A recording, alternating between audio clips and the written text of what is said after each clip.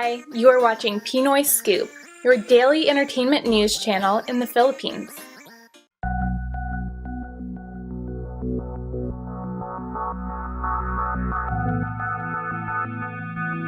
You urge the public na wag botohin si Manny or ano na lang ang Ako, I masabi mo sa personally mga will tao? not vote for Manny.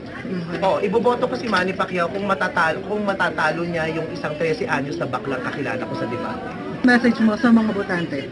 Maging mas matalino ang kailangan natin sa gobyerno, sa Senado ay mga taong malaki ang kaalaman sa politika, sa ekonomiya at sa mga batas, hindi mga bulaang propeta.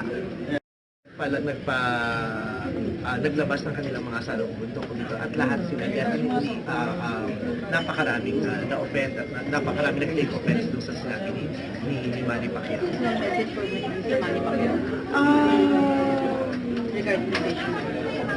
Kay Manny Pacquiao, gusto ko lang ipaalam din sa kanya na kung yun ang paniniwala niya, wala akong magagawa. Ako naman ang paniniwala ko. Kaya mas nakakahawa ang kamangmangan kaysa sa bakla. Kaya nga mas maraming mangmang kaysa sa bakla. Diba?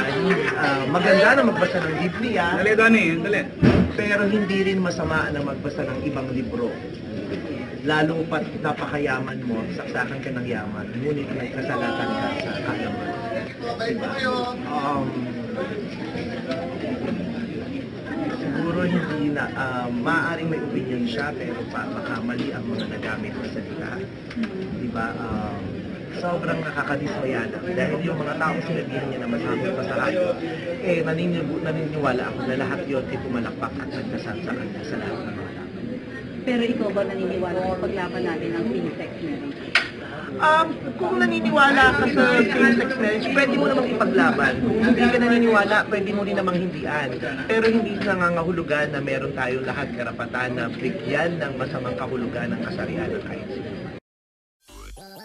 Thank you for watching today's entertainment news here at Pinoy Scoop. Please don't forget to subscribe. Just click on the subscribe button below. Have a great day. Goodbye.